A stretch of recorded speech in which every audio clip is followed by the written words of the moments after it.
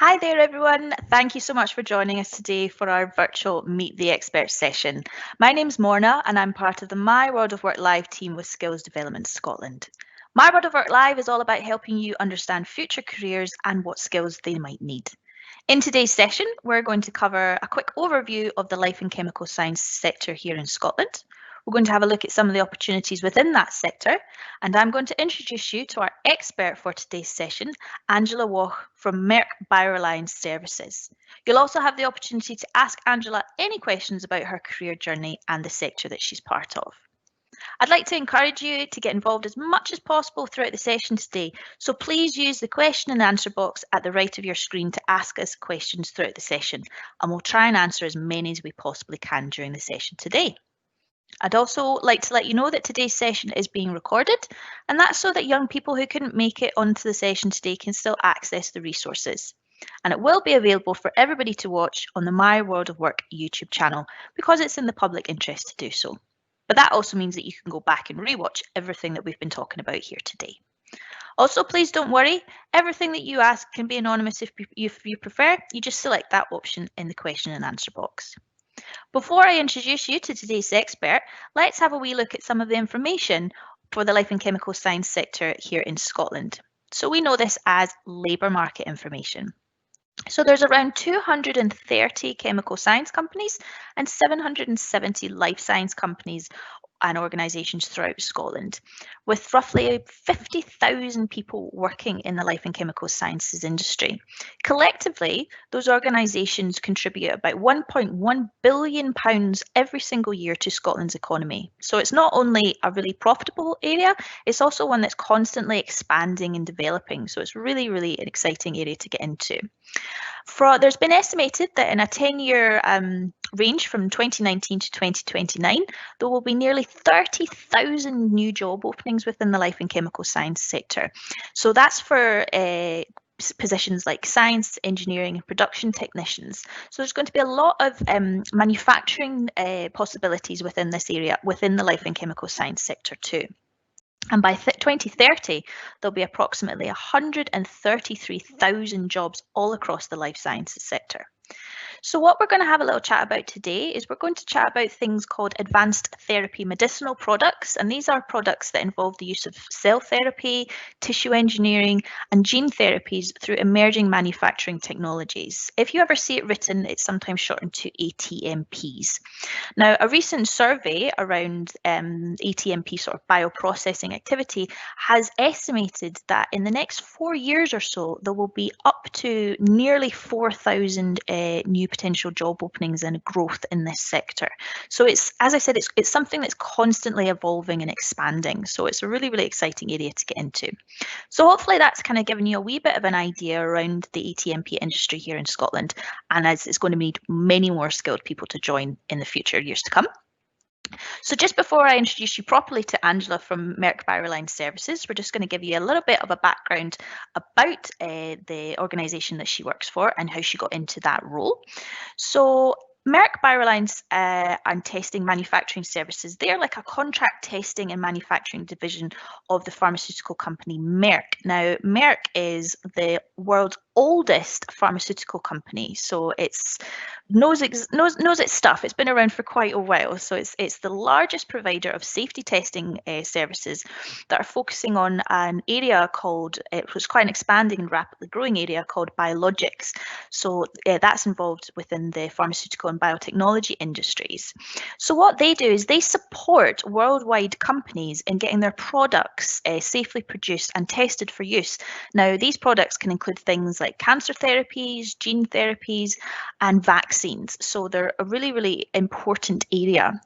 So we're going to have a little chat with Angela Waugh, who's a senior technical expert. It's quite a fancy title that she's got. Now, Angela was a biological sciences graduate, but she actually sort of started her journey a little bit differently. She first started in computer manufacturing before she progressed into clinical distribution and her current role within the West of Scotland Science Park, which is the Glasgow manufacturing site of Merck BioReliance. So what she does from a day-to-day basis is she works really closely with customers across the globe, sort of helping them to understand the industry's needs and the regulations that are involved there.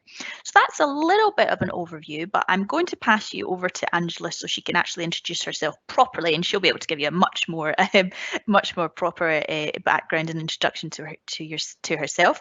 So I'd like to invite her onto camera now. So lovely to have you with us, Angela. Thank you so much for joining us today. I really hope that you'll be able to sort of give us an idea of what's happening. Hi, Morna. Thanks for that introduction. As Morna has said, I'm the Senior Technical Expert for Merck BioReliance Services. So I work with the Manufacturing Division in Glasgow, and our function there are to support the manufacturing of various types of products for our customers across the world. So these types of products can be vaccines, gene therapies, cancer therapies, and cell banks to produce antibodies and various other types of therapies. I've worked with the company for nearly 20 years now, so I have got a lot of experience in different roles. I have done a bit of everything, I think, since I came into the company. So I did start off working in the labs, learning everything, and worked my way into different positions, and working with different clients has given me a very varied and broad perspective on everything that we can do to support clients. So on a day-to-day basis, the kind of things that we might be doing will be supporting productions. So we have ongoing productions within clean rooms to make sure that everything that we manufacture is to the highest standard. It's the cleanliness grade, the quality controls, making sure that there's no risk of anything not being in there that shouldn't be in there. We submit materials for safety testing to make sure that everything we're manufacturing is going to be safe for use or for further manufacturing. And working across the globe with different clients looking for different types of therapies. So my role as Senior Technical Expert is to discuss what they're looking for, and what we can offer, and see what we can do to support them, what technical information they might have, what gaps they might have in their understanding of what they're able to give us. And how we can go about sorting that. Do they need some development work? Do they need regulatory support? Or can we just take the material in, transfer it, and get started quickly on their production? Sorry, I was on mute there. I was paying far too much attention that I muted myself there, Angela. That's quite an involved job role that you've got there. So I mean, it fascinates me, and I'm actually really looking forward to learning a little bit more about this. So thank you very much for that overview of your role there. So I've got a few questions already coming in for you. So what we'll do is we'll just start to pick up from there. So please keep those questions coming in from Angela, and we'll like to answer as many as we possibly can. So just maybe a first one here, Angela. What was it about the biologics sector that sort of enticed you or encouraged you, or that you thought would be that's the section that you wanted to get into? I think I always enjoyed biology when I was at school. I loved biology. I found it was something that I could just keep learning more and more about, and I always found it very interesting. When I was going through my sort of career choices, I did actually go down a couple of different routes at points where I kind of thought, well, I'll go into at one point I wanted to be a lawyer, and then I was thinking of going into teaching and various things like that. But then it kind of just stuck in my head, why wouldn't I do something that I enjoy? Why wouldn't I stick with it? So I've always been fascinated with things you can't see, so microbiology and virology. So biological sciences seemed just like the natural thing to do when I left school and go to uni. And I think from there I was kind of looking for just any role that was involved in the sort of the healthcare side, where where I felt that everything was always going to be evolving. We're always going to need to look for the next vaccine, the next thing to improve the human condition, whether it's a cancer or it's a gene therapy for a genetic disease that somebody has. So I think there's so much potential in the industry that it's a really exciting area for me. There's so much scope and so much that we can do in the in that area of the biologics industry.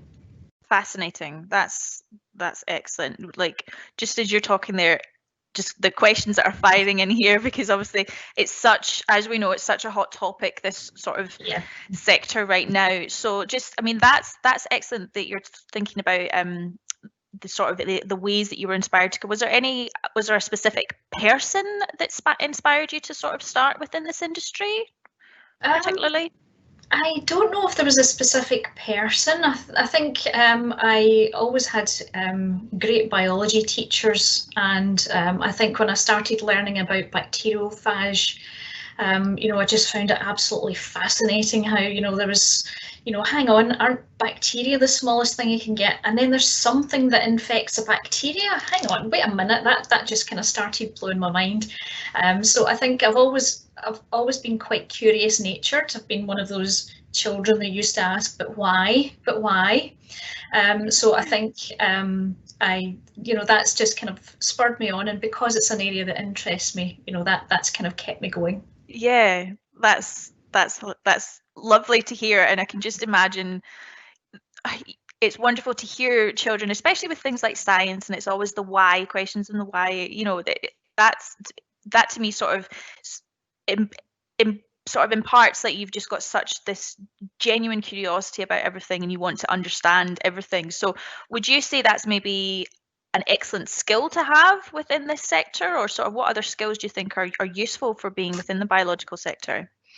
I think never assuming that you know everything, and kind of always looking to kind of expand your knowledge, whether it's reading up and what's in the news, and then delving a little bit deeper into it to find out what's behind it and how does that work, kind of sort of mindset. So I think curiosity is definitely a great thing to have in any of the sciences, and it's obviously one of the things that Merck is also looking to inspire through every day the works there is they're challenging us to be curious. So they're challenging us to ask the questions and say, well, why can't we do that, and how would that work, and why doesn't that work? So I think for any of the sciences, a curious mindset is definitely something that is a good starting point. And if you build that on something that you enjoy doing, then you can really push it as far as you want to go. Excellent. Yeah, and if you've got an attitude of constantly thinking outside the box and, well, why can't we do it that way, and what would be the benefits of it, that's just good general life advice there as well. So that's fantastic. So you did say that you really liked biology at school. Was there any other subject specifically at school that you enjoyed that maybe sort of helped you throughout your journey? I did I enjoyed a lot of subjects. I think I did have a great physics teacher who I think was kind of my my inspiration for perhaps taking physics instead of chemistry as I was choosing my subjects for my hires. And then when I realised I needed to get into university and for biologics, there really should have been chemistry that I took. So I did enjoy my physics classes, and my physics teacher, she was lovely, and she really helped us just kind of see physics in a different light, to kind of just positives and negatives, and all different aspects of it.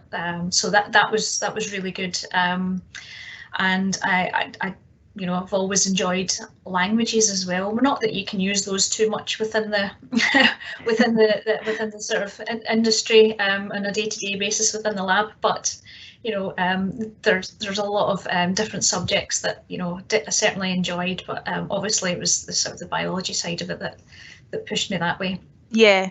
So you were saying there that you didn't take chemistry, but is that something that you were able to sort of add on at a later date to be within the sector that you're in now? Obviously, if you needed it then.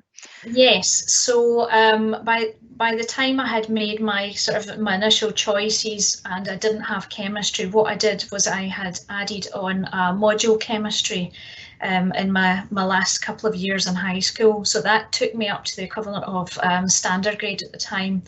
And then the Glasgow Cali, they had said that they would be willing to give me a place as long as I attended summer school chemistry, which would give me that gap. So that would complete the gap for me. So that was something like 8 weeks of just travelling into the university across the summer and just going through a lot of the chemistry modules and really getting an intense background of it. So it was very good, and I feel really lucky that I was able to do that. That I could still progress. Leaving at the end of 5th year and going to university at that point, rather than taking another year trying to do a higher in that year and kind of really almost doing a crash exam at the end of it, which I think would probably have been slightly more stressful, but obviously giving up my summer to kind of do that wasn't an issue, and I actually really enjoyed it, and it kind of gave me that insight into university life before starting.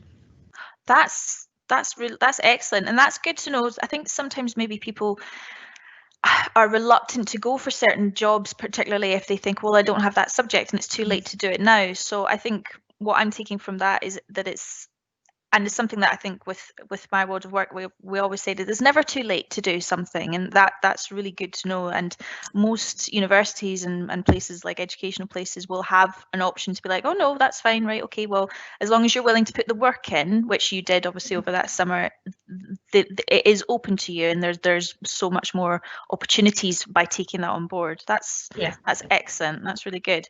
So we've got another one here. So are you predominantly like office based now? Do you work in the lab? And if you work in the lab, like what do you do in a lab? So to kind of give them an idea of like your job as a whole. So I'm probably more office based now than in the lab, and as you can tell, I'm at home. Yes, we all are. With the pandemic, we are trying to reduce the number of people on site. So we're kind of making sure that the people that need to be lab based get priority being on site. So I'm only in 2 days a week. So I'm not routinely involved in the lab work anymore. Where I do come in is when people have a problem. So when they come across something that they're not expecting to see, or they're kind of thinking, how do I deal with this? What does this mean? How do I interpret that? That's when they kind of reach out to me and say, could you help me? What do I make of this? I was expecting to get an expansion of my sales today, but it's not happened.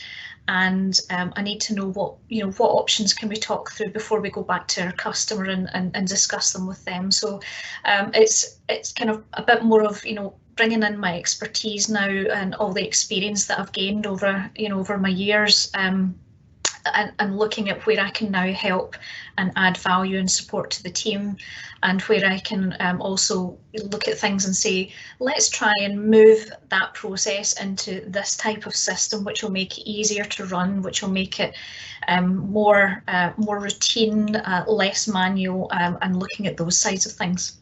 Excellent. So in a way, you're also being like because of all the experience that you've had, you're like a troubleshooter. When in doubt, go and ask Angela. Yes. Excellent. Very good.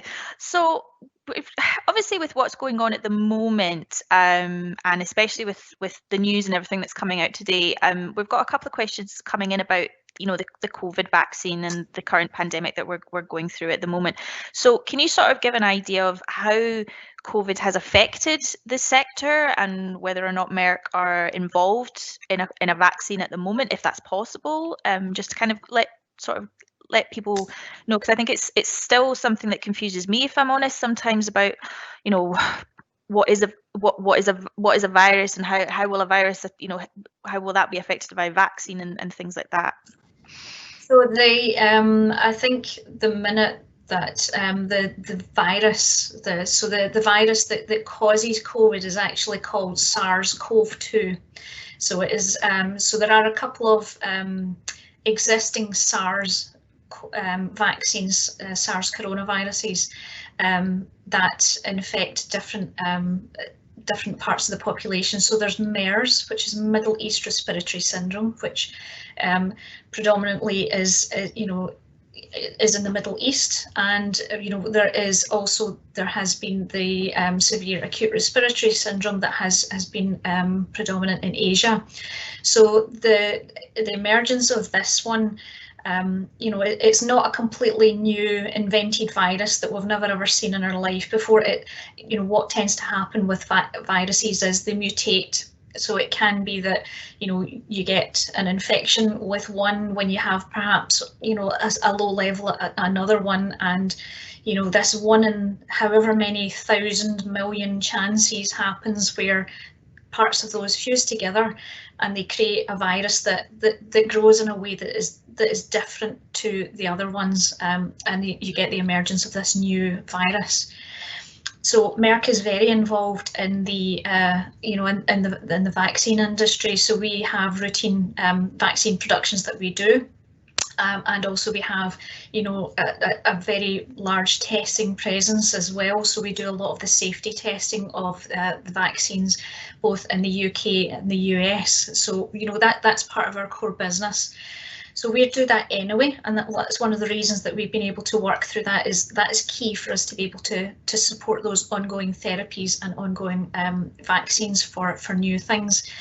As you'd expect, as soon as we we were involved in the that industry, the minute that the rest of the world starts putting their focus on getting a vaccine, then yes, that absolutely impacts our business. So we have customers coming to us saying, we're trying to get a vaccine, we're trying to get a therapy for this. Can you test this? Can you manufacture this for us? When can you fit it in? How quickly can you do it? So we have been working really hard to help those customers.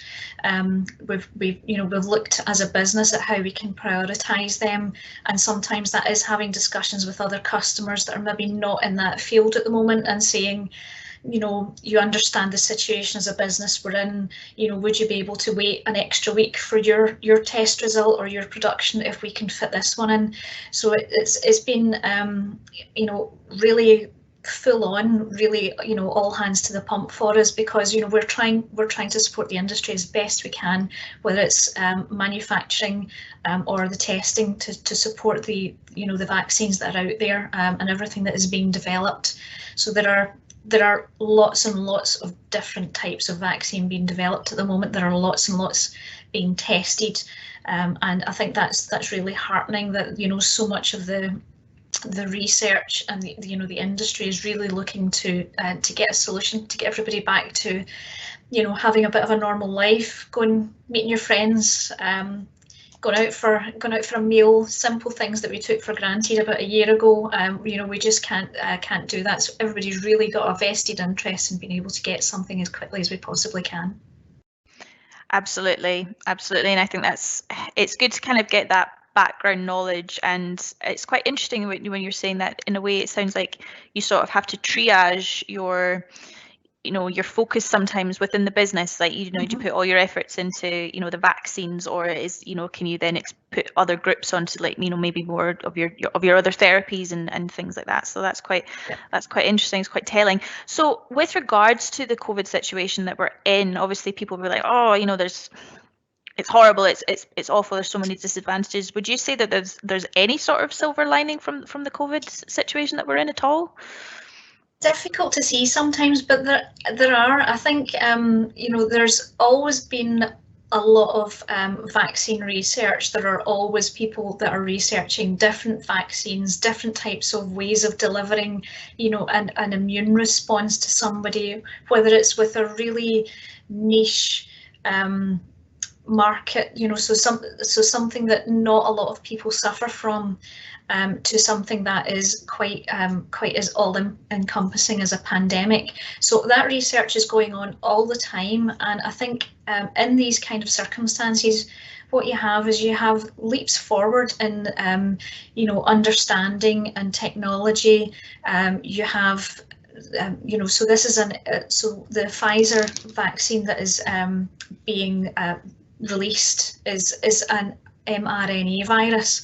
So mRNA viruses, mRNA vaccines have been in development for years, and this is now the first one of its type that's actually being approved for use. So, that has been worked on. They've got a lot of data in the background, and it's now pushed us forward with this fits with this kind of virus. We now have all the data to back that up, and we're now in a position where we can bring this out.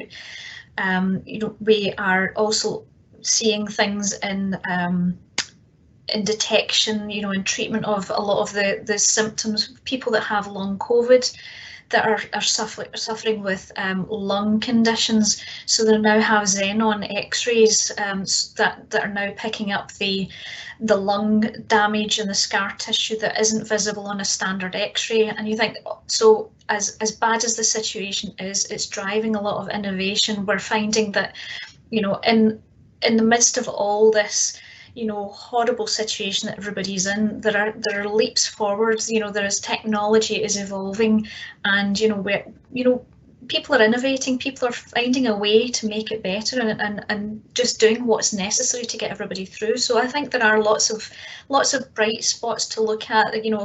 Out of this, every cloud has a silver lining, they say. Sometimes you just need to stand back and look at the cloud properly before you see it. So I think that's the case with something like this. Yeah, that's really good to hear from somebody that's coming from the side and the industry that you're in as well, and the sector.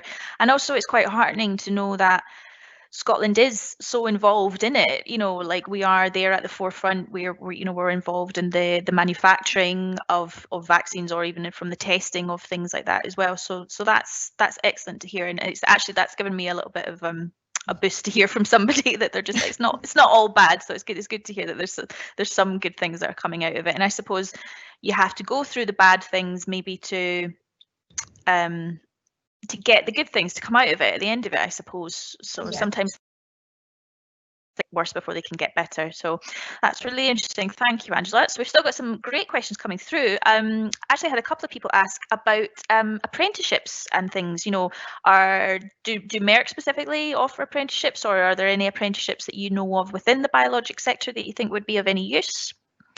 So there are lots of modern apprenticeships that very many companies do, and we have been involved in modern apprenticeships. So they tend to come through our HR team, and they look at the business as a whole, and where we can really add value for apprentices. So there certainly are lots of different ways in. Obviously, coming out of university and trying to get into a business, one of the things is, how can I get in? Because you get stuck in that, I need experience to get a job, but I can't get a job without experience, so you kind of get stuck in that. So I think the apprenticeship is a great way to do that. Summer placements as well. So apprenticeships definitely, I think, are a massive benefit. I think it's an excellent way if you're not sure what you want to do, and maybe, I don't know, university is not for you, or something a bit daunting. It's a much better way to get like grassroots straight in, like experience straight away. So I think that's an excellent thing, an excellent route to go down. And actually, another school's just asked, sort of on a similar vein to that. Obviously, exactly what you're saying. You can't get a job without experience. How do you get experience? It's so tricky, especially in these things. Mm-hmm. So do you think having like a part-time job whilst you're at school would be an advantage, as you're going through your career journey, that sort of thing? Would that be a benefit, do you think? I think if it's something that you can do, absolutely. I have looked at a lot of CVs in my time. I was the manager in charge of hiring for the team for 6 years. So one of the things that we do look at in CVs is what makes this person stand out from somebody else, and having a part-time job, or saying I went to help out for a week or a couple of weeks during my summer break. all these kind of things do help, and they certainly give you a little bit of experience. Okay, you might not get paid, or you might not get paid very much for it, but it really makes a huge difference when to make you stand out from a lot of the other candidates when you're putting your CV through. So I think whether it's summer placements, apprenticeships, working with the company and seeing what they have, even if it's not in the site and particularly in the sector that you're looking for. So Merck obviously has the chemicals site that has the media manufacturing down in Irvine. There's a location out in Livingston, as well as the BioReliance sites. So even if it's not in quite the same division as you'd like to get into, it's a good demonstration that you're willing to kind of go out and see what experience you can get there. So it really helps. Excellent. That's really good advice. I think if people are willing to put in, and it shows responsibility, it shows that you're able to sort of have a good balance and organize your schoolwork against your job and things. So that's excellent. Really good advice there.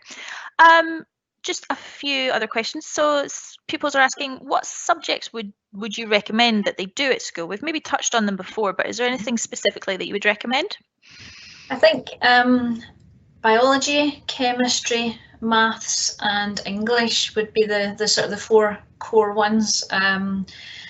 Biology and chemistry are obviously very closely linked, and if you're looking at growing of the cells, you also want to be able to understand the components of the media. If you need to make up buffers to support your purification steps, then you want to make sure you're making those up, the correct concentrations, the molecular weights, and do all those sort of calculations.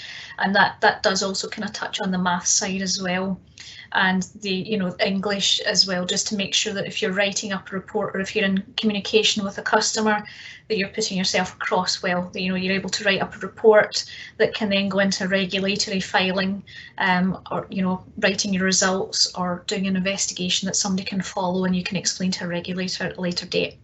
Excellent, fantastic. Now we've got a question here. Now I'm not wanting the actual figure, but so we've got some people that are asking, what's the average or general pay for like an entry level, and then upwards from there? So I think for entry level, we're looking at about 20, in the 20s.